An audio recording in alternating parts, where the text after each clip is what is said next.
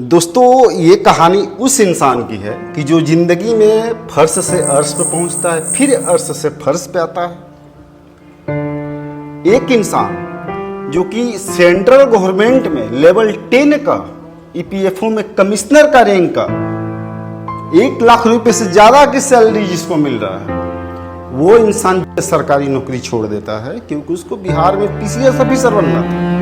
तो हम तो सिर्फ जो सक्सेस होते हैं उनकी स्टोरी पे सिर्फ हमारा नजर जाता है, लेकिन ये इंसान उतना ही इम्पोर्टेंट है जैसे कि आप सभी के लिए कोई टॉपर है।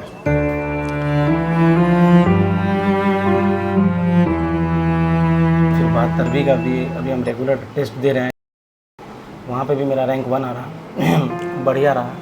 देखते हैं, अब इसी को टारगेट करना है, क्योंकि वही है कि अब जब विफलता आती है तो होता है, कहा जाता है कि पहले विफलताएं आपदाएं जो आती है उसके बाद फिर आपकी सफलता का लंबा समय तक दौर चलता है। तो ये टाइम है विफलता का। तो हमने सोचा कि भाई सफल लोगों का गुणगान तो सभी करते हैं, लेकिन उस इंसान के संघर्ष को दिखाना बहुत ज़्यादा जरूरी है जिसकी संख्या बहुत ज़्यादा है। मतलब सेलेक्टेड तो 2027 लोग हुए हैं, जाहिर सी बात है, लेकिन फेल होने वाले तो बहुत हैं, बहुत सारे स्टूडेंट्स फेल हुए हैं। तो उनको भी समझना चाहिए, सोचना चाहिए कि भाई किस तरीके से इंसान खुद को मोटिवेट। लेवल 10 का जॉब, ईपीएफओ का जॉब, 1,14,000 सैलरी, डीएसपी एसडीएम बनते तो 70-72 हज़ार ही सैलरी है, उसको छोड़ के आए कि भाई बीपीएससी निकाल के पीसीएस ऑफिसर बनना है। तो ये अरीफ भाई हैं, इनके साथ हम आज बात करेंगे। अरीफ भाई कैसे हैं? बैठिए बैठिए। तो रिजल्ट तो आया और 2 नंबर से ना होना कितना तकलीफ में है, और इसके पहले भी एक बार आपने इंटरव्यू दिया है 68 में। देखिए, असफल होने का तो मलाल बहुत ज़्यादा है, क्योंकि लंबे समय से इस फील्ड में थे हम, लेकिन होता है कि बाय नीड बाय चॉइस।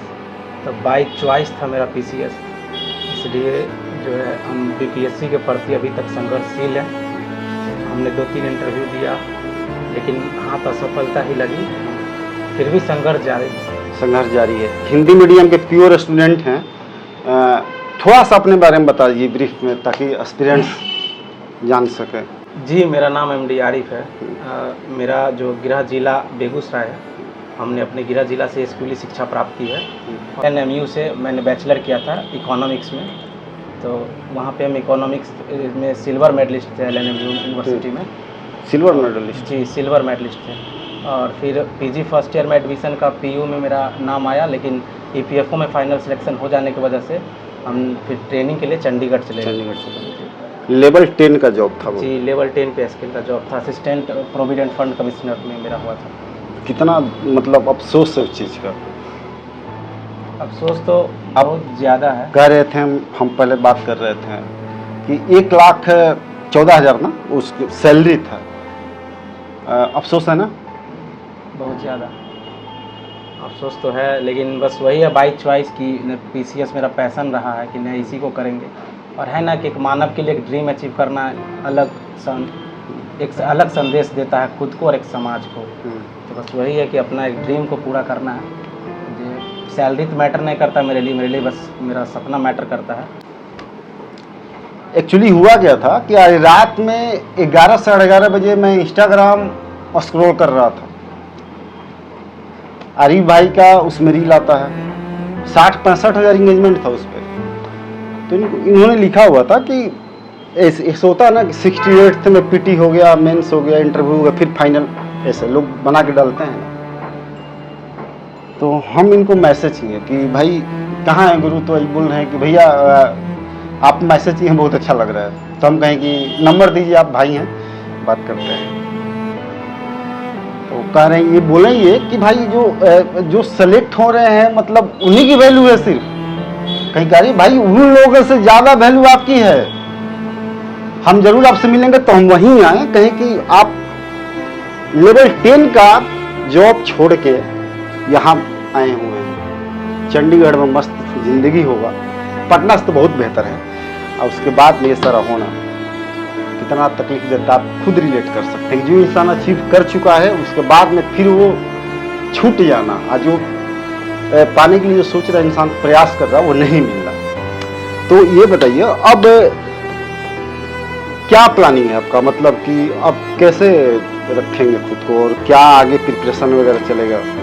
तो प्रिपरेशन जैसे 71st का मेंस लिख चुके हैं, तो जैसा कि बताया कि मेरा एक ड्रीम है पीसीएस करना, तो बस पीसीएस के लिए ही पूरा फोकस है, उसी के प्रति पूरे डिसिप्लिन से फोकस्ड है। 71 मेंस का एग्ज़ाम दिए हैं, उसका रिजल्ट देखते हैं क्या आता है, और उसके बाद फिर 72वीं का भी अभी हम रेगुलर टेस्ट दे रहे हैं, बढ़िया रहा, देखते हैं अब इसी को टारगेट करना है। क्योंकि वही है कि अब जब विफलता आती है तो होता है, कहा जाता है कि पहले विफलताएं आपदाएं जो आती है उसके बाद फिर आपकी सफलता का लंबा समय तक दौर चलता है। तो ये टाइम है विफलता का, सफलता का दौड़ आएगा। अभी मुझे ये लिस्ट दिखा रहे थे, शशांक गौरव का इंटरव्यू मैंने भी किया था, 78 बीपीएससी सेकेंड रैंक है वो, और सीरीज चलता है मेंस का, उसमें बहुत लोग सिलेक्टेड हैं। इनका लेकिन नंबर 1 पे आप देख भी सकते हैं स्क्रीन पे, इनका नंबर 1 पे हमेशा रहा टेस्ट में, जब भी ये टेस्ट दिए हैं।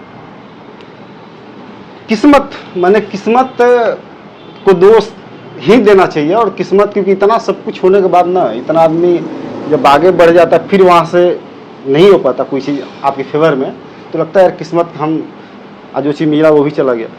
तो अभी 10/10 के कमरे में ज़िंदगी किस तरीके का लग रहा है? 1,14,000 सैलरी है ना, आना महीने महीने क्रेडिट होना, उसके बाद 2 साल से संघर्ष कर रहे हैं आप, सिलेक्शन नहीं हो रहा है, 2 नंबर से रह गए, उसमें कुछ नंबर से रह गए, तो मतलब डिप्रेशन वाली स्थिति नहीं फील होती कि भाई? नहीं, मतलब डिप्रेशन टाइप से नहीं, बस कुछ दिन मोटिवेट कैसे रखते हैं खुद को? मोटिवेट बस एटमॉस्फेयर में कुछ सिलेक्टेड दोस्त है मेरा, 8-10 सिलेक्टेड है, जिसका इस बार भी हुआ, पहले से जो सिलेक्टेड है वही समझाते रहते हैं कि नई चीज़ें जो है आएगा आपके फेवर में और बढ़िया लेवल पे आएगा। और जैसे कि अभी बोले पैसन के बारे में, तो ये मोटिवेशन कनिष्क कटारिया से आता है कि जैसे YITL थे, पुर्तगाल में अच्छा सैलरी में जॉब करते थे, बढ़िया पैकेज था उसका, लेकिन पैसन के प्रति या समाज के लिए सही कार्य करना है, पॉजिटिव कार्य करना है, तो ये मोटिवेशन वहीं से आता है कि नहीं, आप जो अपना पैसन है उसी को करना है, और जो समाज में जो अपना स्टेटमेंट देखा है कि नहीं PCS मेरा पैसन उसको कंप्लीट करेंगे, तो उसी के प्रति। अच्छा, PCS का पैसन जो आपके पास था वो पहले से था, या फिर बिहार में आके सेटल होना चाहते थे आप घर वालों से, या फिर जो आपके पीयर ग्रुप है उनके थ्रू कि भाई PCS चलते हैं बिहार में जॉब सर्विस देंगे, क्योंकि सैलरी तो वहाँ ज़्यादा था? तो हमेशा मतलब कि ये बात होगी सैलरी तो वहाँ ज़्यादा था, तो ये मतलब समाज का, सोसाइटी का प्रेशर था आपका खुद का? नहीं, सोसाइटी का कोई प्रेशर नहीं है, परिवार का भी कोई प्रेशर नहीं था। जैसे मेरा जब पटना आए थे तो सपना लेकर ही आए थे कि नहीं BPSC ही करना है, क्योंकि गांव से एक भैया है जिसका सिलेक्शन RDO पद पे 2012 में हुआ था, तो लगा था कि नहीं जब ये हिंदी माध्यम से कर सकते हैं तो हम क्यों नहीं कर सकते हैं, तो उसी उम्मीद से यहाँ पे आए थे कि नहीं अपना सपना पूरा करना है। लेकिन हाँ, EPFO एग्ज़ाम दिए हैं तो एक बैकअप के लिए दिए थे कि चलिए ठीक है, लेकिन PCS ही करना है, तो वहाँ पे आउटडोर ट्रेनिंग चल रहा था, तो सर्कमस्टेंसेस उस टाइप का बना नहीं कि वहाँ पे प्रॉपर स्टडी कर पाए और अपना पूरा 100% आउटपुट दे पाए BPSC एग्जाम को। तो एक यही कारण था कि रिजाइन देना, क्योंकि 70वीं नंबर ऑफ वैकेंसी सीट ज़्यादा थी, और तैयारी जो होता है जब आप अच्छे से करते हैं, आप डिसिप्लिन रहते हैं, हर दिन 7 बजे सुबह उठ के 10 बजे रात तक लाइब्रेरी जाना, तो एक मोटिवेशन आ जाता है कि नहीं मेरा हो ही जाएगा। तो यही सब रीज़न था जो उस वजह से रिजाइन कर दिए, लेकिन अनफॉर्चुनेटली फाइनल सिलेक्शन नहीं हो पाया। इन्होंने, बता दूं मैं आपको, इन्होंने UPSC का भी मेंस लिखा है और EPFO का फिर से आपने दिया है ना? जी, उसका भी इंटरव्यू। हाँ, उसका भी इंटरव्यू है, मतलब प्रीलिम्स मेंस फिर से EPFO उसी पोस्ट के लिए। मैंने कितना, मतलब भी कब इसको क्या हम कहें, कितना अनलकी कहिए, कोइंसिडेंस कहिए, या फिर वो ऐसी स्थिति बनी कि वो नौकरी छोड़ के ट्रेनिंग वगैरह ऑलमोस्ट कंप्लीट करके, ट्रेनिंग कंप्लीट हो गई थी आपकी, आप पोस्टेड हो गए थे, अब वो नौकरी छोड़ के आना बिहार में, SDM DSP का ख्वाब रखना, अब फिर उसी नौकरी के लिए फिर से जाना, हालांकि PCS भी देंगे ही, और उसका इंटरव्यू है प्रीलिम्स मेंस का, और यहाँ 10/10 के कमरे में स्ट्रगल चल रहा है।